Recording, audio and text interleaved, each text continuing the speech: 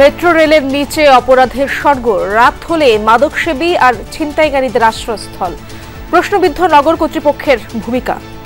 দেশ এবং দেশের বাইরে থেকে প্রচুর অর্থ তারা বরাদ্দ নেয়, কিন্তু এই ছিন্নমূল বা গৃহহীন মানুষের তাতে কোনো ধরনের পরিবর্তন হয় না। জাতিসংঘের অধিবেশনে যোগ দিতে যুক্তরাষ্ট্রের পথে প্রধান উপদেষ্টা, সাথে আছেন বিএনপি, জামায়াত ও এনসিপির 6 নেতা। বিশ্ব নেতাদের সামনে তুলে ধরবেন সরকারের এজেন্ডা। গণহত্যার মামলায় শেখ হাসিনা সহ 3 জনের বিরুদ্ধে ট্রাইব্যুনালে চলছে সাক্ষ্য গ্রহণ। শহীদ সৈকতের বোনসহ আরও 3 জনের জবানবন্দি নিতে আবেদন। বিসিবি নির্বাচনে সরকারি হস্তক্ষেপের অভিযোগ ভিত্তিহীন বললেন ক্রীড়া উপদেষ্টা। গঠনতন্ত্র মেনেই পরিচালিত হচ্ছে কার্যক্রম। এখানে ডিমার্কেশনটা বুঝতে হবে যে সরকারের কতটুকু এখতিয়ার আছে। আপনি যদি এখতিয়ারের বাইরে কোথাও কিছু করেন, সেটাকে আপনি বলতে পারেন যে অবৈধ হস্তক্ষেপ করা হয়েছে।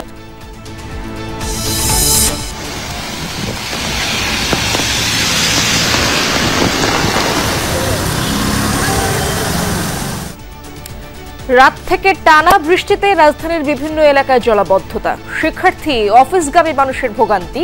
সারাদিন থেমে থেমে বৃষ্টির পূর্বাভাস।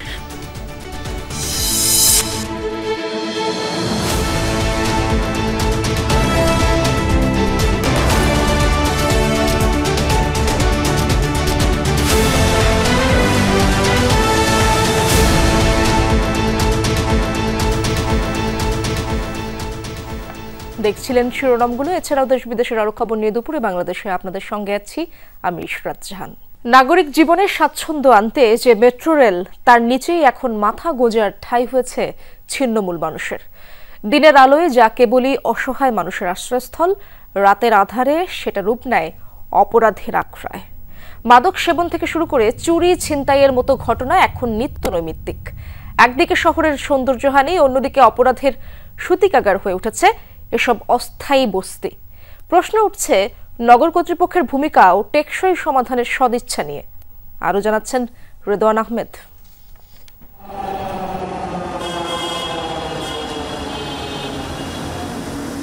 মেট্রো রেল যে অবকাঠামোকে আধুনিক ঢাকার প্রতীক হিসেবে কল্পনা করা হয়েছিল, এর নিচেই গড়ে উঠেছে ছোটখাটো বস্তি। পিলারের নিচে সড়ক বিভাজনের ফাঁকা জায়গায় চাদর, পলিথিন, পুরনো কাপড় দিয়ে বানানো হয়েছে মাথা গোঁজার এসব ঠাঁই। দিনের আলোয় হয়তো তারা অসহায়, কিন্তু রাত গভীর হলেই তাদের অবস্থান ঘিরে জন্ম নেয় আতঙ্ক। মাদকদ্রব্য সেবনের অভিযোগ তো রয়েছেই, নিয়মিত তারা ঘটায় চুরি, ছিনতাইয়ের মতো অপরাধ। ব্রিগেড দিয়ে একজন একটা খুর বের করছে, বের করে আর ওই আমার সাথে যে ছিল ওরে চর্চাপড় দিছে, দিয়ে পকেটে টাকা ছিল, টাকা নিয়ে নিছে। ফোন নিয়ে গেছে, আবার মানি ব্যাগে ছিল যে কয় টাকা যেন, কত 2000 না যেন 1800 এরকম সব নিয়ে গেছে, খালি মানি ব্যাগ দিয়ে গেছে। যাত্রা সুযোগ পায় সবারটা নিয়ে চলে যায় ডেন্ডি কররা। আবার ডেন্ডি করে পুলিশরা কিছু বলে না। আবার ভালো মানুষের জায়গা নেই স্যার, ভালো মানুষের কোনো জায়গা নেই, নষ্ট মানুষেরগুলো জায়গা আছে। কি জন্য? পুলিশরা যারা আছে, অন্য অন্য যারা আছে, ওদের থেকে ভাগ পাবে, অর্ধেক অর্ধেক দিয়ে যাবে, অর্ধেক নিয়ে যাবে। প্রশাসনের পক্ষ থেকে উচ্ছেদ অভিযান চালানো হলেও দিন কয়েক পরই মানুষগুলো ফিরে আসে পুরনো ডেরায়। চারিদিকে পলিথিন মোড়ানো, উপরে টাঙানো কম্বল এবং নিচে বিছানো আছে পাটি। এমন অস্থায়ী ঘরে থাকতে পারবেন কমপক্ষে 2 থেকে 3 জন। এই অস্থায়ী ঘরগুলোর দেখা মিলবে ঢাকা বিশ্ববিদ্যালয়ের ঠিক মেট্রোর নিচেই। শুধু ঢাকা বিশ্ববিদ্যালয় এলাকায় না, এমন ছিন্নমূল ঘরগুলোর দেখা মিলবে ঢাকা শহরের বিভিন্ন গুরুত্বপূর্ণ পয়েন্টেও, যার ফলে নষ্ট হচ্ছে তিলোত্তমা ঢাকার সৌন্দর্য। অন্যদিকে নগরবাসীর নিরাপত্তা ঝুঁকি বেড়েই চলেছে। রাজধানীর বস্তিগুলোয় আশ্রিতরা বঞ্চিত শিকার, নাকি অপরাধের পেছনে বড় চালিকা শক্তি? সেই প্রশ্নই বারবার সামনে আসছে। বিশেষজ্ঞদের অভিযোগ, টেকসই পুনর্বাসন না করাই প্রশাসনের মূল ব্যর্থতা। কাগজে কিছু উদ্যোগ হয়তো হয়, কিন্তু মূল দায়িত্ব কেউ নিতে চায় না। এই ছিন্নমূল মানুষদেরকে সামনে রেখে মাদক বিক্রি করা, মাদক সেবনের জায়গা ঠিক করা, তো এই কাজগুলো তো কেউ না কেউ তাদেরকে দিয়ে পরিচালিত করছে। অপরাধ বিশেষজ্ঞদের মতে, বিদেশি দাতা সংস্থাগুলোর অর্থ লোক দেখানোর কাজে ব্যবহার করেন অনেকে, তবে অপরাধ অপকর্মের জন্য বস্তিবাসীকে পরিচালনা করে স্বার্থান্বেষী মহল। যারা নিয়েছে এই প্রজেক্টগুলো তাদের নিজেদের পকেট ভারী করার জন্য এই ধরনের উদ্যোগগুলো নিয়েছে। এই মানুষগুলোর, এই অসহায় মানুষগুলোর জীবনযাত্রাকে প্রজেক্ট আকারে উপস্থাপন করে রাষ্ট্র কিংবা বেসরকারি প্রতিষ্ঠানগুলো দেশ এবং দেশের বাইরে থেকে প্রচুর অর্থ তারা বরাদ্দ নেয়, কিন্তু এই ছিন্নমূল বা গৃহহীন মানুষের তাতে কোনো ধরনের পরিবর্তন হয় না। প্রদীপের নিচে অন্ধকারের মতন অবস্থা মেট্রো রেলের নিচে এসব অপরাধপ্রবণ এলাকার। তখন জনমনে একটাই প্রশ্ন, নগর পরিচালনার ব্যর্থতার দায়ভার নেবে কে? রেদওয়ান আহমেদ, যমুনা নিউজ, ঢাকা। জাতিসংঘ সাধারণ পরিষদের অধিবেশনে অংশ নিতে নিউ ইয়র্কের পথে প্রধান উপদেষ্টা ডক্টর মোহাম্মদ ইউনূস। বিশ্ব নেতাদের এই আসরে অন্তর্বর্তী সরকারের এজেন্ডা তিনি তুলে ধরবেন বলে জানিয়েছেন পররাষ্ট্র উপদেষ্টা তৌহিদ হোসেন। মার্কিন প্রেসিডেন্ট ডোনাল্ড ট্রাম্পের সাথে সাক্ষাৎ ছাড়াও বেশ কয়েকজন রাষ্ট্র ও সরকার প্রধানের সাথেও দ্বিপাক্ষিক বৈঠক করবেন তিনি। নিউ ইয়র্ক থেকে মাহফুজ মিশুর রিপোর্টে বিস্তারিত।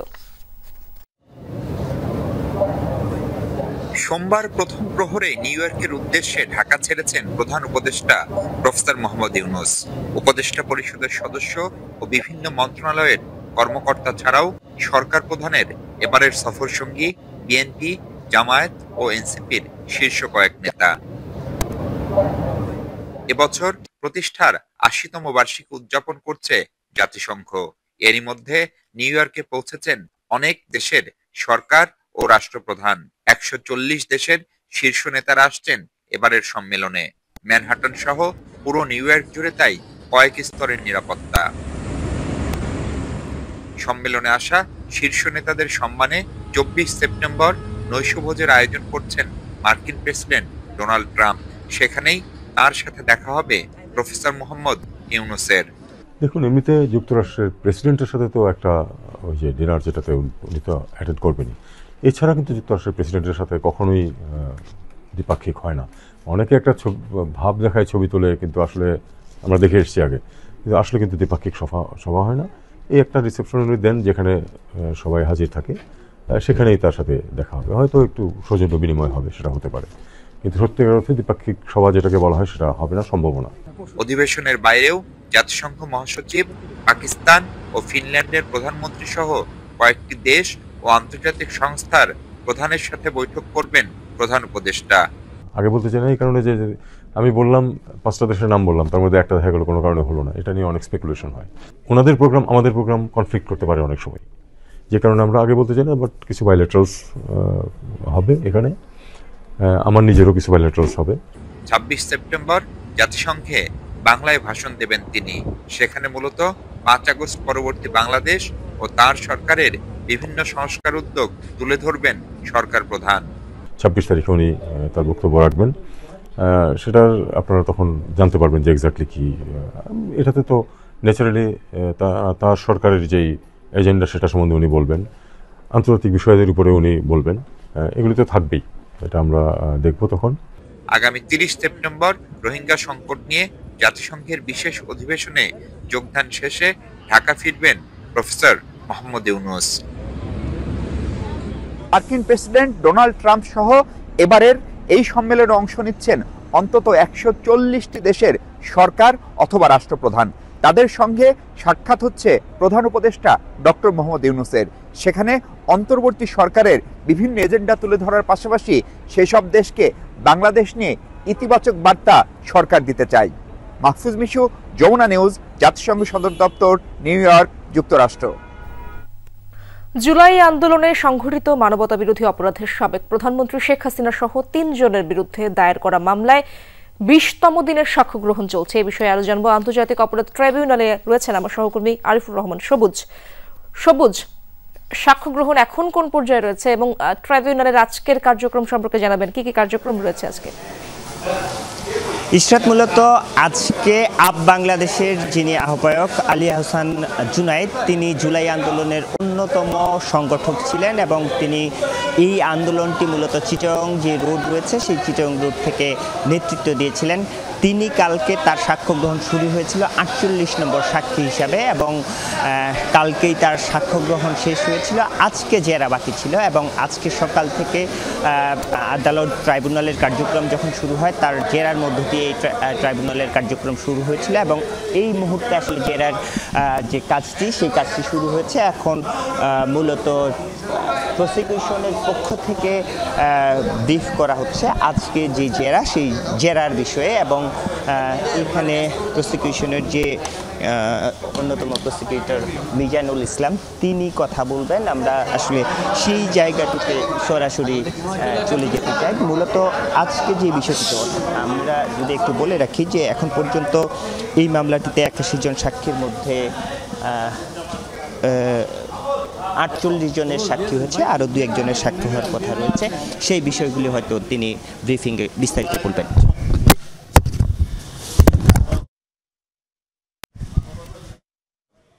অপরাধ সংগঠনের যে অভিযোগ আনা হয়েছে তার বিচারের 48তম সাক্ষী আলিয়া হাসান জুনায়েদের জবানবন্দি গতকাল শেষ হয়েছিল, জেরা বাকি ছিল। আজকে জেরা সম্পন্ন হলো কিছুক্ষণ আগে। এইখানে যে বিষয়টা উঠে এসছে, উনি আন্দোলনের ধারাবাহিকতা অর্থাৎ 5-13-2013 সালে কোটা সংস্কার আন্দোলন কিভাবে নষ্ট হয়, পরবর্তীতে 18 সালে কিভাবে কোটা প্রথা বাতিল করেন তৎকালীন প্রধানমন্ত্রী রাগের বশবর্তী হয়ে, তারপরে 5 জুন 2024 তারিখে কিভাবে সরকারি ছত্রছায়ায় কোটা সংস্কারের আন্দোলনকে ব্যর্থ করার লক্ষ্যে পরিকল্পিতভাবে কোটা বাতিলের প্রজ্ঞাপনকে পুনর্বহাল করা হয় তার বর্ণনা দিয়েছেন। তারপরে এই আন্দোলনের কর্মসূচি অর্থাৎ 5 জুন থেকে পরবর্তী যে কর্মসূচি, বাংলা ব্লকের রাষ্ট্রপতিকে স্মারকলিপি প্রদান, প্রধানমন্ত্রীর আন্দোলনকারীদেরকে ব্যঙ্গ করে উস্কানিমূলক বক্তব্য, রাজাকারের বাচ্চা, রাজাকারের নাতিপুতি বলা, ওবায়দুল কাদের সাহেব কর্তৃক ছাত্র লীগে যথেষ্ট মর্মে বক্তব্য দিয়ে ছাত্রদেরকে লেলিয়ে দেওয়া, ছাত্রলীগের সভাপতি, বিশ্ববিদ্যালয়ের সভাপতি এবং সেক্রেটারি কর্তৃক বিভিন্ন সময়ে বিভিন্ন ধরনের উস্কানিমূলক বক্তব্য, ঢাকা বিশ্ববিদ্যালয়ের ছাত্রদেরকে নির্বিচারে আক্রমণ করা পুলিশের সহায়তায় এবং তাদেরকে হাসপাতালে চিকিৎসা নিতে যেতে বাধা দেওয়া, হাসপাতালে যারা পৌঁছাতে পেরেছিলেন তাদেরকে পুনরায় আক্রমণ, এর বর্ণনা, কফিন মিছিল এবং জানাজায় অংশগ্রহণের বাধা, গণগ্রেপ্তার 18 এবং 19 জুলাই, ব্যাপক হত্যাযজ্ঞ, প্রধানমন্ত্রীর ক্ষমা প্রার্থনার দাবি, পরবর্তীতে কারফিউ জারি, ইন্টারনেট সেবা বন্ধ, আন্দোলনে বহুবিধ হত্যাকাণ্ড, পরবর্তীতে সমন্বয়দেরকে গুম করা, পরে ছেড়ে দিয়ে আবারও আটক করা, তারপর march for justice, remembering our হিরোজের প্রোগ্রাম এবং সর্বশেষের আগে আরেকটা বিষয় আছে, ফেসবুক প্রোফাইল লাল করার বক্তব্য এবং সর্বশেষ 1 দফার কর্মসূচি সরকার পতনের সাথে সাথে মার্চ ফর ঢাকা কর্মসূচি 6 আগস্ট নির্ধারণ এবং পরবর্তীতে এগিয়ে এনে 5 আগস্ট নির্ধারণ। এবং দর্শক, আমরা সরাসরি ছিলাম ট্রাইব্যুনালে, কথা বলছিলেন প্রসিকিউটর মিজানুর রহমান। বিসিবি নির্বাচনে সরকারি হস্তক্ষেপের কথা ভিত্তিহীন, গঠনতন্ত্র মেনে সব করা হচ্ছে বলছেন ক্রীড়া উপদেষ্টা আসিফ মাহমুদ। তার দাবি, নির্বাচনে মন্ত্রণালয় থেকে নয় বরং রাজনৈতিক দল থেকে প্রভাব খাটানোর চেষ্টা চলছে। পাশাপাশি নির্বাচনকে ঘিরে তামিম ইকবালকে সামনে রেখে সুবিধা আদায় করতে চায় একটি পক্ষ। যমুনা টিভিকে দেয়া একান্ত সাক্ষাৎকারে আসিফ মাহমুদ আরও জানান, 100% সুষ্ঠু নির্বাচনের জন্য প্রয়োজনীয় ব্যবস্থা নেওয়া হবে। ইন্টারফারেন্স হচ্ছে গভর্নমেন্টের বিভিন্ন জায়গা থেকে। বিসিবি নির্বাচনের সরকারি হস্তক্ষেপের অভিযোগ আনেন তামিম ইকবাল। ক্রিকেট সংগঠক ও ক্লাব প্রতিনিধিদের নিয়ে রোববার এক সংবাদ সম্মেলনে এমনটাই জানান পরিচালক পদে নির্বাচন করতে যাওয়া সাবেক এই ক্রিকেটার। তবে এই বিষয়টি ভিত্তিহীন বলে দাবি করছেন ক্রীড়া উপদেষ্টা আসিফ মাহমুদ। তার দাবি, গঠনতন্ত্র মেনেই করা হচ্ছে সব। ক্লাব এবং সংগঠকদের নিয়ে যে প্রেস কনফারেন্সটা হলো, সেখানে তামিম ইকবাল একটা অভিযোগ তুলেছেন যে বিসিবির নির্বাচনকে সামনে রেখে সেখানে সরকার হস্তক্ষেপ করছে নানাভাবে। এটা আসলে কতটুকু সত্য, এবং সরকার তো আসলে বিসিবি নির্বাচনে কোনোভাবে হস্তক্ষেপ করতে পারে না, এটার বিষয়ে আসলে আপনার মন্তব্য কি থাকবে? সরকারের রুটিন কার্যক্রমকে যদি আপনি হস্তক্ষেপ বলেন, তাহলে এখানে ডিমার্কেশনটা বুঝতে হবে যে সরকারের কতটুকু এখতিয়ার আছে। আপনি যদি এখতিয়ারের বাইরে কোথাও কিছু করেন, সেটাকে আপনি বলতে পারেন যে অবৈধ হস্তক্ষেপ করা হয়েছে এবং সেটা আপনি প্রয়োজনে সেটা আইনি ব্যবস্থা নিতে পারেন, প্রয়োজনে আপনি আইসিসিকে বলতে পারেন যে ঠিক আছে এখানে আইসিসির গাইডলাইন ভঙ্গ করা হচ্ছে। ক্রীড়া সংস্থার মধ্য থেকে দিতে হবে এটা আমরা বলছি কারণ আমরা যথাযথভাবেই কনস্টিটিউশন অনুযায়ী একটা সলিড ইলেকশন করতে চাই। আপনি ক্রীড়া সংস্থার মধ্য থেকে দিলেন না কাউন্সিলর, আপনি ওই যারা বিভিন্ন রাজনৈতিক দলের সভাপতি সেক্রেটারি আসতেছে তাদেরকে দিয়ে ইলেকশনটা করলেন, হাইকোর্টে একটা রিট হলো। তো আমাদের অধীনস্থ যে কাউকে আমি তার সাথে কথা বলতেই পারি, আমার সচিব তার সাথে কথা বলতেই পারে, এটা সরকারের খুবই রুটিন কার্যক্রম, এটা তো আপনি বলতে পারেন না যে হস্তক্ষেপ। মন্ত্রণালয় থেকে নয় বরং রাজনৈতিক দল থেকে প্রভাব দেখানোর চেষ্টা করা হচ্ছে, নিয়ম মেনে ক্রীড়া সংস্থার মধ্যে থেকেই দেয়া হচ্ছে কাউন্সিলর, দাবি ক্রীড়া উপদেষ্টার। আগের প্র্যাকটিসটাই ওই যেটা আমরা বলি পুরাতন বন্দোবস্ত, এবারও করার এক ধরনের চেষ্টা হয়েছে। অনেক জায়গায় ডিসিদেরকে রাজনৈতিক দলের নেতৃবৃন্দ কল দিয়েছেন, এটাকে আমি বলবো অবৈধ হস্তক্ষেপ। বড় বড় নেতারা ফোন দিয়ে বলছেন যে আমাকে কাউন্সিলর পাঠাতে হবে, এটা তো আবার হচ্ছে পলিটিসাইজেশনই হচ্ছে। বিসিবিতে একটা রাজনৈতিক দলের সভাপতির কাজ কি?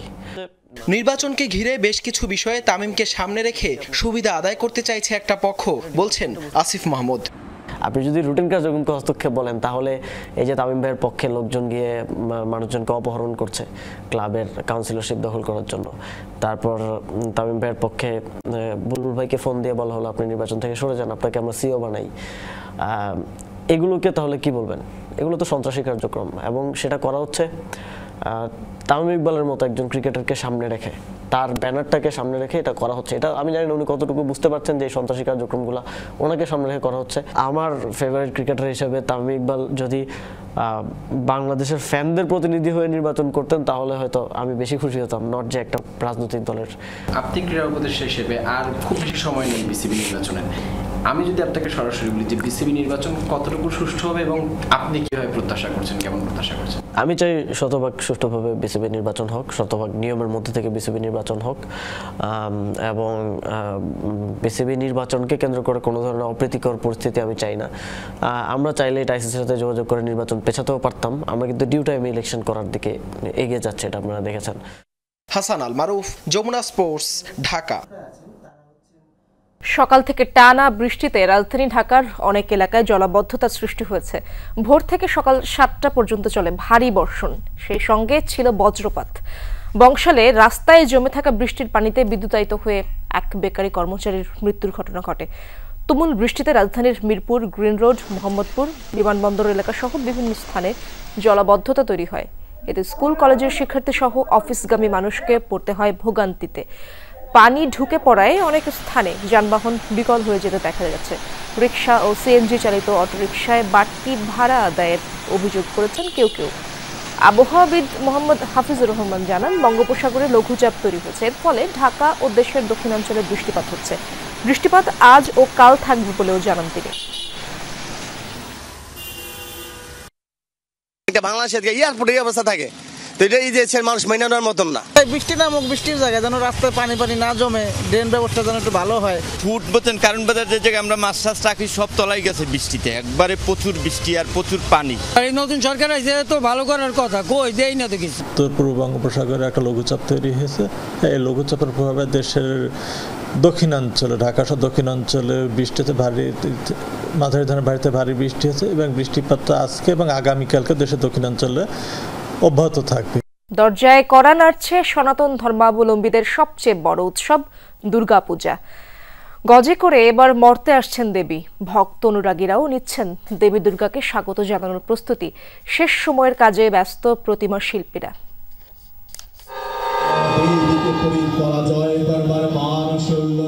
আকাশে পেঁজা তুলোর মতো মেঘ, নদীর তীর ঘেঁষে কাশফুলের মেলা, প্রকৃতি জানান দিচ্ছে শরৎকালীন দুর্গোৎসবে। এরই মধ্যে বেজে গেছে মহালয়ার আগমনী গান। জেলায় জেলায় শিল্পীদের রং তুলির আঁচড়ে প্রায় শেষের দিকে দুর্গার সজ্জা। মেহেরপুরে দশভুজা দেবীর সাথে তৈরি হচ্ছে লক্ষ্মী, সরস্বতী, কার্তিক আর গণেশের প্রতিমা। 3 উপজেলার 39টি মণ্ডপে এবার পূজা উদযাপনের প্রস্তুতি নেওয়া হয়েছে। দিন রাত অক্লান্তভাবে সবাই মিলে পরিশ্রম করছি যাতে আমাদের প্রতিমাগুলো সম্পূর্ণরূপে কমপ্লিট করে দিতে পারি। কালারেও কিছু ডিফারেন্ট ভ্যারাইটি বেরিয়ে গেছে, বেশ বড় বড় ব্র্যান্ডেড কোম্পানি এমন কালার বার করেছে যেগুলো পরিবেশ দূষণ হবে না, জল দূষণ হবে না, কিন্তু কালারের সাইনিংটা থাকবে। ভারতবর্ষে বড় বড় মন্দির, চাই রাম মন্দির বলুন, বৃন্দাবন মন্দির বলুন, সব জায়গায় কাজ করেছি, কিন্তু শান্তি পায় বাংলায়। অধীর আগ্রহে অনেক আশা নিয়ে কামনা করছি, মা আমাদের মাঝে আসবেন, আমরা পূজা দেব, সেই কামনায় আছি। কুমিল্লায় প্রতিমা তৈরির কাজ শেষে বাহারি রঙে দেবীর রূপ ফুটিয়ে তুলছেন শিল্পীরা। সেই সাথে চলছে মণ্ডপের কাজ। জেলার 818টি মণ্ডপে এবার অনুষ্ঠিত হবে শারদীয় দুর্গাপূজা। আমাদের নিরাপত্তা কার্যক্রম জোরদার করেছি এবং আমাদের অলরেডি কার্যক্রম চলমান রয়েছে। আমাদের সাদা পোশাকের গোয়েন্দা নজরদারি বৃদ্ধি করা হয়েছে। প্রত্যেকটা পূজা মণ্ডপ নিয়ে পূজা মণ্ডপের একটি বুকলেট তারা বের করেছেন, যাতে দ্রুততার সহিত আমরা তাদের সাথে যোগাযোগ করতে পারি এবং যে কোনো ঘটনায় যাতে আমরা কুইক রেসপন্স করতে পারি। পটুয়াখালীতে এবছর 188টি মণ্ডপে থাকবে পূজার আনুষ্ঠানিকতা।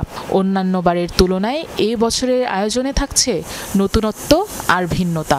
পূজা উপলক্ষে সরকারি সহায়তা বাড়ানোর দাবি করছেন সংশ্লিষ্টরা।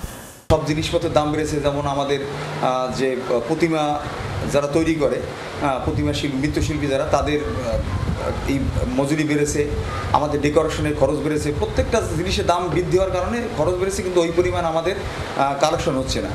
তো এই জন্য বিশেষ করে আমাদের সরকার থেকে আমাদের প্রতি বছর যে শুধু 500 কেজি চাল দেয়, এই 500 কেজি চাল দিয়ে আসলে এত বড় একটা পূজার বাজেট পূজা করা আমাদের পক্ষে সম্ভব নয়।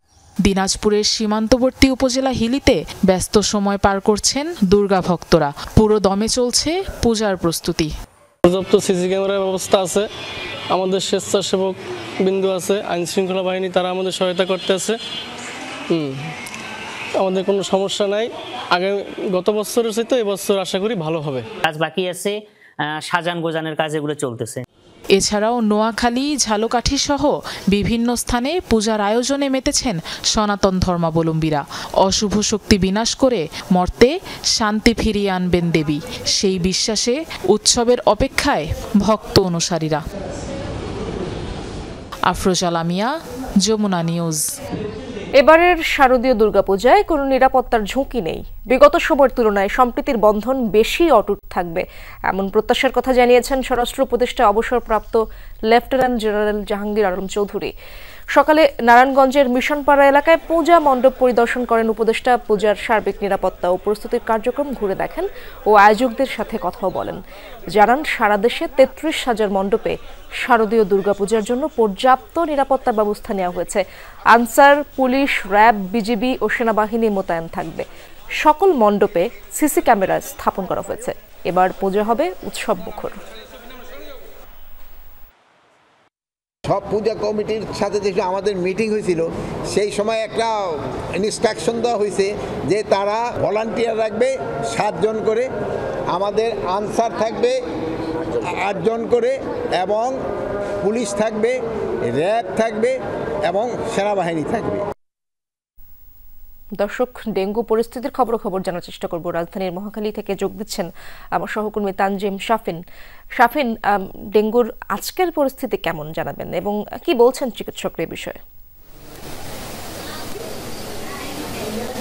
ইসরাত, বছরের এই সময় এসে হু হু করে বাড়ছে ডেঙ্গু সংক্রমণের হার। একদিনের সর্বোচ্চ মৃত্যু সহ চলতি সেপ্টেম্বরেই সর্বোচ্চ 57 জনের মৃত্যুর ঘটনাও ঘটেছে। জানেন যে গতকাল দেশে সর্বোচ্চ সংখ্যক মৃত্যুর ঘটনাটি ঘটে স্বাস্থ্য অধিদপ্তরের তথ্য মতে 24 ঘন্টায় 12 জন। তারা যেটি বলছিল যে এই সংখ্যাটি এবছর এর আগে আর দেখা যায়নি। একই সাথে যারা হাসপাতালে আসছেন তারা বিভিন্ন ধরনের জটিলতা নিয়ে আসছেন, বিশেষ করে চোখ লাল থেকে শুরু করে নাক ও মাড়িতে রক্তক্ষরণ, যেটিকে আমরা হেমারেজিক শক বলছি, সেখান থেকে শুরু করে বিভিন্ন ধরনের অসুবিধা নিয়ে রোগীরা আসছেন। পেট ফোলা, ঘন ঘন বমি থেকে শুরু করে প্রলাপ পর্যন্ত বকছেন কেউ কেউ, এমনটা চিকিৎসকরা জানিয়েছেন। তো এ সকল সিমটম নিয়ে রোগীরা যখন আসছেন হাসপাতালে, চিকিৎসকদের কিন্তু সর্বোচ্চ প্রস্তুতি রয়েছে। আমরা মহাখালীর ডিএনসিসি কোভিড ও ডেঙ্গু ডেডিকেটেড হাসপাতালে রয়েছে। এই হাসপাতালটিতে চিকিৎসকরা যেটি বলছেন যে এখনো পর্যন্ত চিকিৎসা সরঞ্জামের কোনো ধরনের ঘাটতি নেই এবং আজকের দিনে শতাধিক রোগী ভর্তি রয়েছেন, তবে তার 4 গুণ রোগী বহির্বিভাগে চিকিৎসা নিয়ে ফিরে যাচ্ছেন বলে চিকিৎসকরা জানিয়েছেন। শুধুমাত্র যেসব ক্ষেত্রে রোগীদের ভিতরে জটিলতা তৈরি হয়েছে নানা রকম এবং বাসায় চিকিৎসা নিয়ে সেগুলো থেকে আসলে সেরে ওঠা সম্ভব না, সেক্ষেত্রেই হাসপাতালে অ্যাডমিট করা হচ্ছে। তো এখান থেকে আসলে চিকিৎসকরা যেটি বলছিলেন যে ডেঙ্গু নিয়ে বেশ কিছু ধারণা প্রচলিত রয়েছে যে ডেঙ্গু একবার হয়ে গেলে সেটার পুনর্বার হবার সম্ভাবনা থাকে না।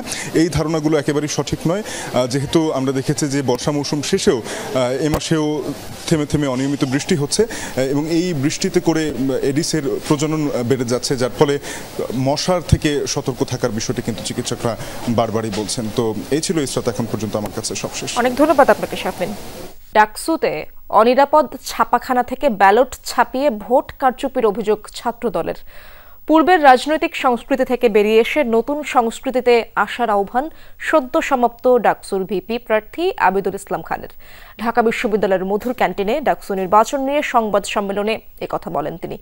জিএস প্রার্থী তানভীর বাড়ি হামিমের অভিযোগ, অভ্যুত্থানের পর থেকে বিশেষ মহল রাজনৈতিক উদ্দেশ্য হাসিলের জন্য ছাত্রদলকে নেতিবাচকভাবে উপস্থাপন করছে। ভোটারকে নির্দিষ্ট প্যানেলের পক্ষে ভোট দেয়া ব্যালট পেপার সরবরাহ এবং ভোটার উপস্থিত হবার আগেই ভোটার তালিকায় উপস্থিতির স্বাক্ষর দিয়ে দেয়া সহ নানাবিধ জালিয়াতির সংবাদ নির্বাচন চলাকালীন সময়ে গণমাধ্যমে প্রকাশিত হয়েছে। তাফসিল ঘোষণার পরেও নানান অনিয়ম পরিলক্ষিত হয়। আমরা যথানিয়মে তাদের নিকট সকল অভিযোগ জানিয়ে সমাধান চেয়েছি, কিন্তু একটি অনিয়মেরও কোনো সমাধান না দিয়ে আমাদের শিক্ষকেরা সেই বিশ্বাসের মর্যাদা রাখতে পুরোপুরিভাবে ব্যর্থ হয়েছেন। চট্টগ্রাম বিশ্ববিদ্যালয় কেন্দ্রীয় ছাত্র সংসদ ডাকসু নির্বাচনে প্রার্থীদের প্রাথমিক তালিকা প্রকাশ করেছে নির্বাচন কমিশন। সকালে কমিশনের নিজস্ব ওয়েবসাইটে তালিকা প্রকাশ করা হয়। এতে দেখা গেছে 19 জনের প্রার্থিতা বাতিল হয়েছে, এর মধ্যে 2 জন ভিপি ও 1 জন জিএস প্রার্থী।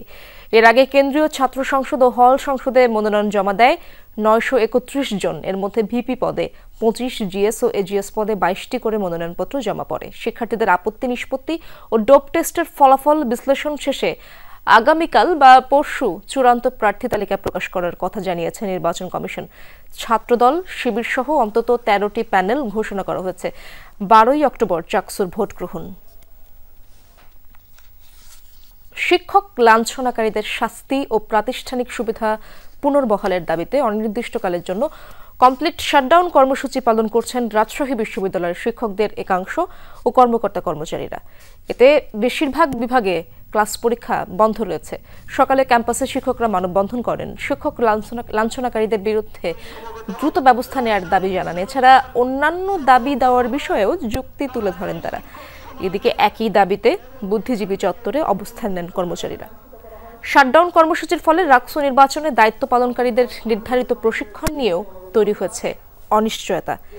এর আগে পোষ্য কোটা বলে পরিচিত শিক্ষক কর্মকর্তা কর্মচারীদের প্রাতিষ্ঠানিক সুবিধা পুনর্বহালের সিদ্ধান্ত স্থগিত করে বিশ্ববিদ্যালয় প্রশাসন। এর জের ধরে শনিবার শিক্ষক ও শিক্ষার্থীদের মধ্যে হাতাহাতি হয়। এই ঘটনায় রোববার বিকেলে জরুরি সিন্ডিকেট 5 সদস্যের একটি তদন্ত কমিটি গঠন করার সিদ্ধান্ত নেওয়া হয়। রাজশাহী বিশ্ববিদ্যালয়ের ইতিহাসে সবচেয়ে বড় ধরনের একটা ন্যাক্কারজনক এবং সন্ত্রাসী কর্মকাণ্ড। সেই সন্ত্রাসীদের দ্রুত বিচারের আওতায় আনার জন্য, তাদের ছাত্রত্ব বাতিলের জন্য আমাদের আজকে এই মানববন্ধন। এই চিহ্নিত সন্ত্রাসীদের আইনের আওতায় না আনা পর্যন্ত এবং তাদেরকে স্থায়ী বহিষ্কার করা না হওয়া পর্যন্ত কোনো শিক্ষক কর্মকর্তা তাদের কর্মে ফিরে যাবে না। ডাকসু নির্বাচনে উদ্ভূত পরিস্থিতি নিয়ে সংবাদ সম্মেলন করেছে 4টি প্যানেল ও স্বতন্ত্র প্রার্থীদের একটি অংশ। প্রার্থীরা জানান 60% ভোটার বাড়ি চলে গেছে, ক্যাম্পাসে ভোটের পরিবেশ নেই। পরিবেশ ফিরিয়ে আনতে না পারলে ডাকসু নির্বাচন অংশগ্রহণমূলক হবে না দাবি প্রার্থীদের একাংশের। এছাড়া ডাকসু নির্বাচন পিছিয়ে দুর্গাপূজার পরে করার দাবি ছাত্রদল সমর্থিত প্যানেলের। কি হতে পারে দেখেন, আমাদের হচ্ছে বাংলাদেশের সংবিধানে চলতি অর্থ বছরের প্রথম 2 মাস জুলাই আগস্টে রাজস্ব আদায়ে বড় ধরনের ঘাটতি দেখা দিয়েছে। লক্ষ্যমাত্রার তুলনায় এ সময়ে ৬,৫৭৭ কোটি টাকা কম রাজস্ব আদায় হয়েছে। জাতীয় রাজস্ব বোর্ড এনবিআর এর প্রতিবেদন বলছে, জুলাই আগস্টে রাজস্ব আদায়ের লক্ষ্য ধরা হয়েছিল ৬১,০০০ কোটি টাকা, তবে আদায় হয়েছে ৫৪,৪২৩ কোটি টাকা। এর আগে গত মে ও জুনে এনবিআর এর আন্দোলনের কারণে রাজস্ব আদায় ব্যাহত হয়েছিল। আন্দোলন শেষে স্বাভাবিক পরিস্থিতি ফিরলেও চলতি অর্থ বছরের শুরুতে কাঙ্ক্ষিত গতি দেখা যায়নি। সংস্থাটির হিসেবে জুলাই আগস্টে সর্বাধিক রাজস্ব এসেছে মূল্য সংযোজন কর থেকে ২২,৪৩৭ কোটি টাকা। এছাড়া কাস্টমস খাতে আদায় হয়েছে ১৭,২৪৮ কোটি টাকা এবং আয়করে ১৪,৭৩৮ কোটি টাকা। অর্থনৈতিক বিশ্লেষকরা মনে করছেন, আমদানি হ্রাস, ব্যবসায়িক স্থবিরতা এবং প্রশাসনিক দুর্বলতার কারণে রাজস্ব ঘাটতি বাড়ছে। তারা মনে করছেন, লক্ষ্য পূরণে এনবিআরকে এখনই কৌশলগত উদ্যোগ নিতে হবে। পুঁজিবাজার থেকে সবসময় মুনাফা হবে এমন ভাবা ভুল, তাই এটিকে নিয়মিত আয়ের উৎস বানিয়ে ফেললে বিপদ হয়। সকালে বন্ড মার্কেট বিষয়ক সেমিনারে এমন মন্তব্য করেছেন অর্থ উপদেষ্টা ডক্টর সালেউদ্দিন আহমেদ। তার মতে সুকুক বন্ড বেসরকারি হওয়া উচিত, তাহলেই সত্যিকার অর্থে মুনাফা হয় এমন খাতে বিনিয়োগ আসবে। সেমিনারে গভর্নর বলেন, দেশের মানুষ ব্যাংকের উপর নির্ভরশীল, সবাই সবসময় বিনিয়োগের ঝুঁকি নিতে চায় না। সরকারি বন্ডের বাজারে আধিপত্য আছে, সেই তুলনায় বাজারে কর্পোরেট বন্ড নেই। এখানে সরকারের নীতির সহায়তা লাগবে। বলেন, বিনিয়োগের সফল উদাহরণ সঞ্চয়পত্র, কিন্তু এটা তো হাত বদল করা যায় না। এটিকে বন্ডে রূপান্তর করা গেলে বিনিয়োগ দ্বিগুণ হয়ে যাবে। বড় সরকারি প্রকল্পে বিনিয়োগের জন্য বন্ড মার্কেট কাজে লাগানো সম্ভব বলে মনে করেন তিনি। তাহলে দ্বিতীয় পদ্মা সেতু, যমুনা সেতু কিংবা মেট্রো রেলের অর্থায়নে ঋণ নিতে ভাবতে হবে না। মূল প্রবন্ধে বলা হয়, বন্ড মার্কেট কার্যকর করতে হলে কেন্দ্রীয় ব্যাংকের দীর্ঘমেয়াদী ঋণের নীতি বদলানো প্রয়োজন। কর্পোরেট বন্ড মার্কেট নিয়ে আমরা কাজ করছি। Bangladesh bank and security exchange commission আমরা একটা রিপোর্ট তৈরি করেছি, খুব শীঘ্রই সেটা আমরা সরকারের কাছে পেশ করতে যাচ্ছি with a full set of recommendations. Bond এবং গভর্নমেন্ট বন্ডের চাহিদা কিভাবে বাড়ানো যায় সেই দিকে আমরা পলিসিগত স্পেসিফিক রিকমেন্ডেশন করব এবং অ্যাট দ্য সেম টাইম কিভাবে বন্ডের সরবরাহগুলো আমরা বাড়াতে পারি সেই আলোচনাটাও সেখানে আছে এবং রিকমেন্ডেশনগুলো থাকবে। গ্রামীণফোনের বিরুদ্ধে রবি এবং বাংলালিংকের দায়েরকৃত অভিযোগের শুনানি প্রতিযোগিতা কমিশনের সকালে শুরু হয়েছে। অভিযোগের বিষয়ে কমিশনের এখতিয়ারকে গ্রামীণফোন চ্যালেঞ্জ করেছে। এ বিষয়ে কমিশনের চূড়ান্ত সিদ্ধান্ত জানানোর কথাও রয়েছে। এর আগে বুধবার রাজধানীর স্কাটনে প্রতিযোগিতা কমিশনের কার্যালয়ে শুনানি অনুষ্ঠিত হয়। শুনানিতে এই অভিযোগের বিচারিক ক্ষমতা টেলিযোগাযোগ নিয়ন্ত্রক সংস্থা বিটিআরসি এর কাছে হস্তান্তরের পক্ষে যুক্তি উপস্থাপন করেন গ্রামীণফোনের আইনজীবীরা। তবে অভিযোগটির বিচারিক ক্ষমতা প্রতিযোগিতা কমিশনের কাছে রাখার পক্ষে যুক্তি দেন রবি ও বাংলালিংকের আইনজীবীরা। গ্রামীণফোনের বিরুদ্ধে অস্বাভাবিক কম দামে সিম বিক্রি করে বাজার দখলের অভিযোগ আনে রবি এবং বাংলালিংক।